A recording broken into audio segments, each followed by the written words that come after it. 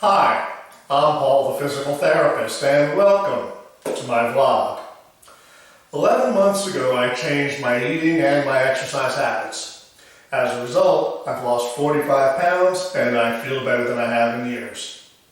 In this episode I'm going to talk with you about what I'm doing, why I'm doing it, the results that I've seen, the mistakes that I've made, and my future goals. Now, what works for me may or may not work for you. Consult with your healthcare providers for advice regarding your eating and exercise habits. What I'm doing. I keep a daily log of my body weight, my exercise activity, and my exercise output. It keeps me accountable. Since starting this program, I've added estimates of body fat percentage by taking measurements of my waist and neck circumference and plugging them into the U.S. Army's body fat calculator.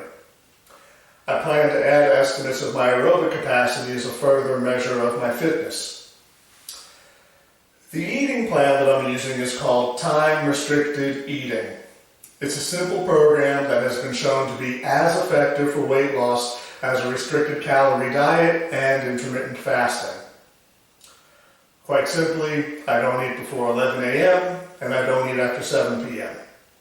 In between 11 a.m. and 7 p.m., I eat whatever I want. The main reasons that I like this program are because it's easy to follow and it doesn't restrict me from eating the foods that I enjoy. I generally choose healthy foods and try to avoid heavily processed foods. I like relying on the clock to tell me when I can eat. I like not having to count calories, carbs, or points. I like not having to measure portion sizes. I like not being overly concerned about what I'm eating. In addition to weight loss, time-restricted eating has been shown to improve insulin sensitivity, production, and release. When insulin sensitivity is improved, insulin controls blood sugar more effectively.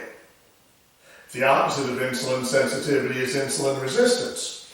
Insulin resistance occurs when excess glucose in the blood reduces the body's ability to absorb and use blood sugar for energy. Insulin resistance can progress into type 2 diabetes. Time-restricted eating has also been shown to decrease blood pressure. These effects of time-restricted eating have been shown to be separate from weight loss. In one study, participants engaged in time-restricted eating, but they consumed enough calories to maintain their body weight. While these participants didn't necessarily lose weight, their blood pressure and insulin sensitivity improved. Now, over the past 11 months, I have found myself eating less than what I did previously. My old habit was to wake up, have breakfast, lunch, dinner, and a late night snack.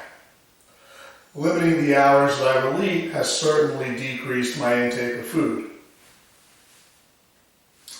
Another effect of time-restricted eating is metabolic switching. After we eat, the glucose enters our bloodstream and is absorbed into the liver. The liver releases glucose back into the bloodstream as it is needed for energy. When we don't eat for several hours, the glucose in our liver runs low, and our metabolism converts free fatty acids into ketone bodies that are used for energy. Metabolic switching occurs when we transition from using glucose for energy to burning fat for energy. Early on during this process, I found that I woke up hungry. I was okay with that as I trusted the program. Lately, I haven't been experiencing that same hunger in the morning. I've also noticed that my weight loss has slowed.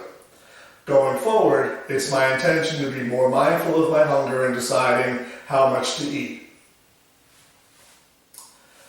I've switched my exercise habits to mostly fasted exercise. Fasted exercise is exercise that's performed before the first meal of the day. Fasted exercise uses ketone bodies for energy, effectively burning fat. Fasted exercise doesn't decrease the results of strength training exercise when compared to exercise after eating.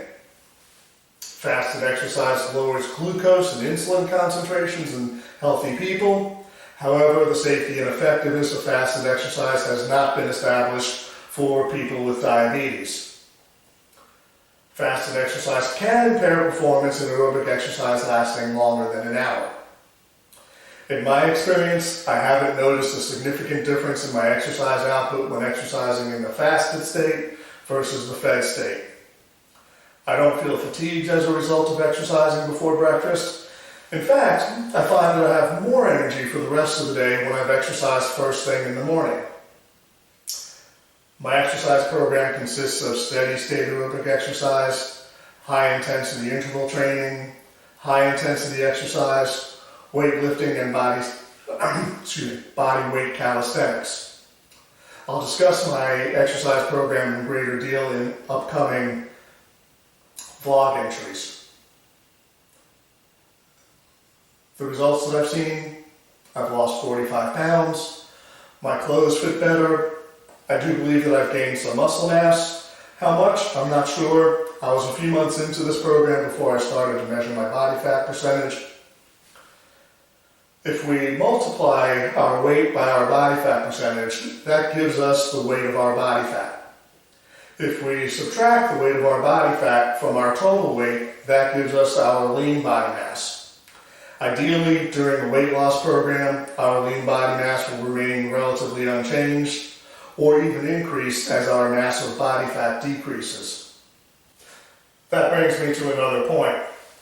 You may notice that I haven't discussed the body mass index or BMI scale. This is why. I've taken my lean body mass and plugged it into the BMI calculator, and I fell into the overweight category. Think about that. A reasonable estimate of my lean, zero body fat mass puts me into the overweight category. For men my age, a body fat percentage between 11 and 21% is considered healthy. My goal is to decrease my body fat percentage to 15%. If I take my lean body mass and add 15% to it, I fall into the obese category. I don't think that's a fair representation of my health. In contrast, there are people who fall into the normal category of the BMI chart but have a very low amount of muscle mass. While they would be considered healthy by BMI standards, they are in fact not. Following this program, I've noticed that my exercise output has increased. I'm covering more miles on the elliptical trainer in the same amount of time. I'm doing more repetitions of calisthenics and weightlifting exercises, and I've been able to advance onto more challenging exercises. I've also increased my stamina. For example, using a push mower on hilly parts of our property during the hot and humid summer months used to wear me out. Now I can complete that task with energy to spare. On a personal note, I found that my depression has improved. And in general, I have more energy to get me through the day. Now, the mistakes that I've made. When I first started this program, I didn't drink water before or during exercise. I found that I would weigh up to 2 pounds less after exercising. In retrospect, I don't think that's healthy. I now drink about a quart of water per hour of exercise. Another mistake that I made was not monitoring my heart rate during exercise. Instead, I followed the premise that if I could talk while exercising, then I wasn't exercising too hard, and if I could sing while exercising, then I wasn't exercising vigorously enough. When I started using a heart rate monitor during high-intensity interval training, I found that I wasn't allowing my heart rate to slow down enough after high-intensity intervals. I also found that I could exercise at a greater intensity during my steady-state exercise program. I realized that before using my heart rate monitor, I'd interpret fatigue in my legs as a reason to slow down. With the heart rate monitor, I've noticed that my legs can feel fatigue before I reach the upper end of my target heart rate range. This has allowed me to exercise more vigorously and I enjoy that. I've also changed my approach to calisthenic exercises. Previously, I found myself pacing these exercises. That is, I did them more slowly or gave myself more time in between repetitions in an effort to do more and more. Myself, I feel that I've benefited more from doing the exercises in a more non-stop fashion, and moving on to the next exercise after I've fatigued allows me to get through my workouts more quickly with, I think, just as good if not better results. I'm happy with the process and the results thus far. I expect to be able to continue with this program for quite some time. My plans going forward are to be more mindful of when I'm hungry and to not eat compulsively. I also plan to incorporate a greater variety of different exercise activities and progress the level of difficulty of my current exercises. I do plan to get my aerobic capacity and my body fat percentage formally measured so that I can compare these results to my home testing. Thank you for watching my vlog. In upcoming episodes, I'm going to go into greater detail about my exercise routine as well as my exercise goals. I'm Paul, the physical therapist. If you have aches and pains that limit your ability to exercise and you live in North Carolina, I can help you. My clinic, Cedar Hill Physical Therapy, is located in my home in Summerfield, just outside of Greensboro. We're close to the Cardinal area and PTI Airport. I am also available via telehealth at doxy.me/Paul the Physical Therapist. I've seen well over 100 visits by telehealth and the results have been quite good. Now, I am offering a limited number of free 10-minute discovery sessions to help you decide if physical therapy is right for you.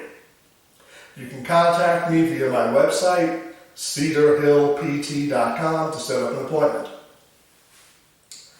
Thanks again for watching. We'll see you next time.